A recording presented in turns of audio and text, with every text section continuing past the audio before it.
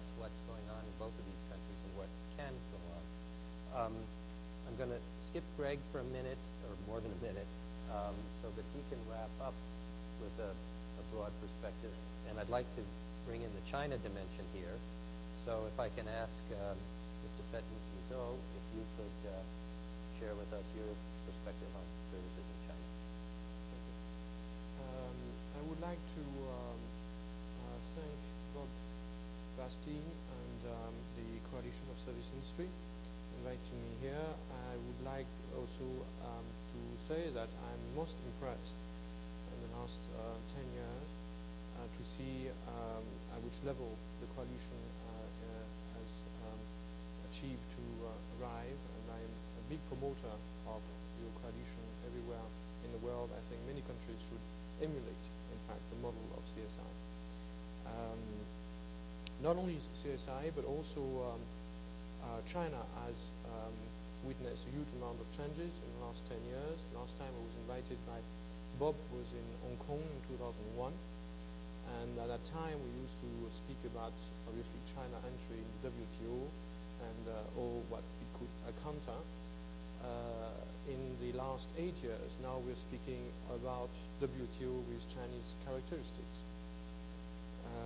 That is to say, you have a huge amount of changes which has happened in the last 8 years, and that's the reason why I would like to sort of explain those changes.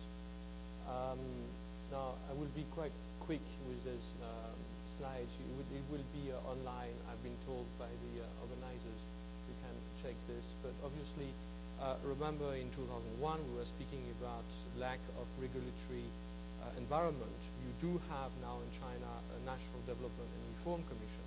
It's really very much responsible for, as a regulator of the services industries. You have a few other commissions, but they all relate to the National Development and Reform Commission.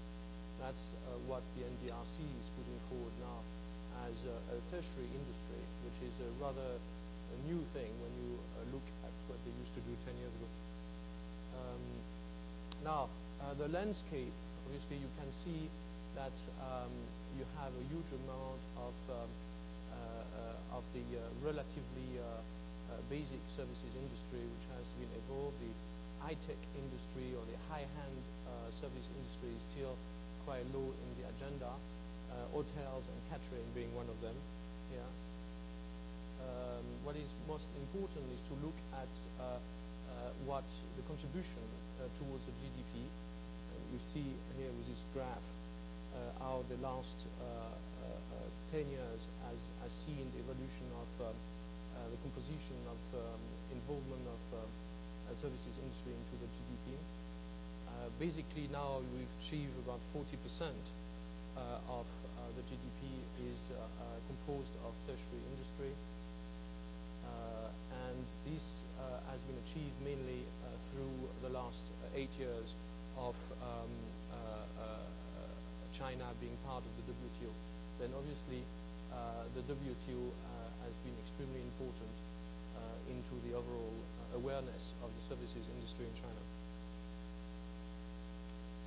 But as you can see here also, well, this is 2005, you have an evolution obviously now, but we can still see China at a lower level when you compare to OECD countries particularly, but also when you compare to countries like Korea or Russia.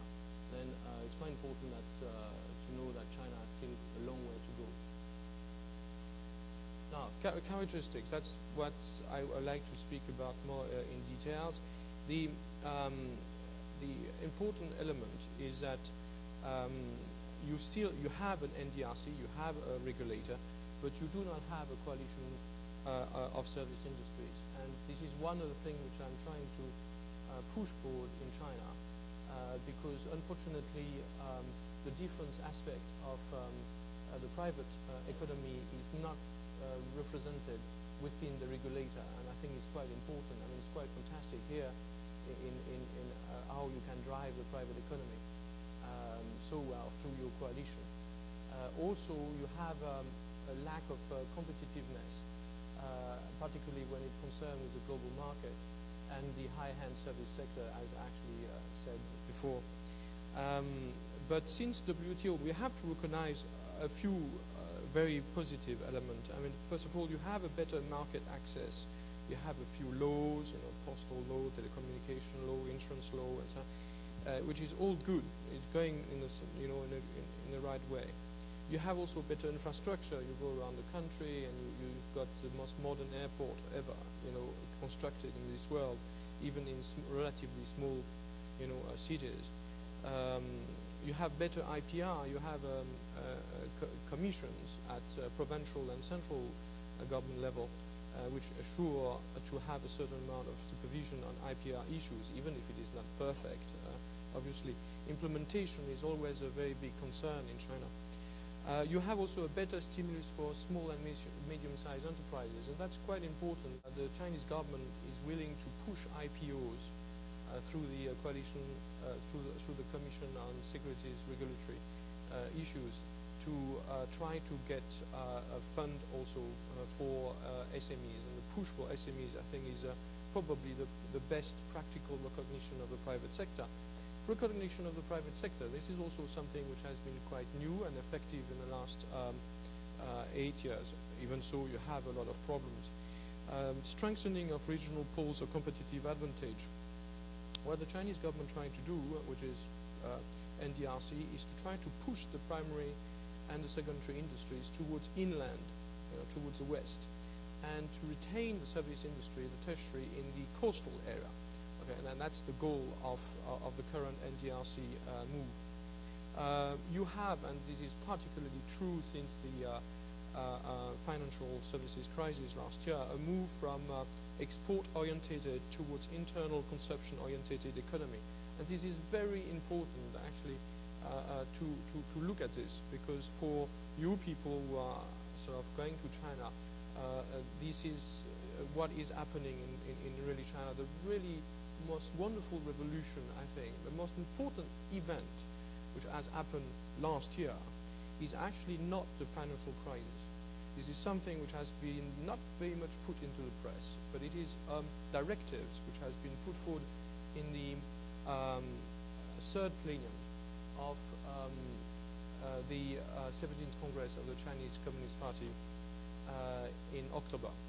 And this Congress has sort of stamped a decision for a land reform, to basically for the farmers to be able to exchange, to own the land use right of their land, and to be able to exchange their land. Now, you've still got 600 million people in the primary sector, that's in the agriculture in China, which means that taking care, obviously, of the national social security, taking care about barefoot hospitals around the country to make the security of the people and so forth. Now, if all this is taken care, it means that, roughly speaking, within 10 years, you have the equivalent of America, coming as a market, as a consumption market, as consumers.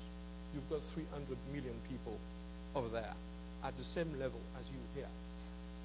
And it's a very important element. And this is possible because of the recognition of the land use rights. And that's extremely important, and this has totally been misled by the international press, unfortunately. I mean, two others directives also has been important, is the 11th five-year plan and the directive in the State Council, which is putting the target at more than 50% of GDP for service industry by 2020. There's absolutely no problem with this. Now, in order to sustain growth, and that's my last slide, for China, it's obviously important to have market reforms with stronger rule of law, to promote competition and market efficiency. The role model of Hong Kong is extremely important for mainland China, with further opening up of the economy. However, you have issues, one of them being the state-owned enterprises within an organization called SASAC, State Asset Supervision Administration Commission, which is receiving too much protection to the detriment of private firms. I've got many examples of this. Even so, private firms are recognized. You do have a huge amount of competition and relatively unfair competition between the two sectors. And then finally, China is obviously now fully integrated in the world economy.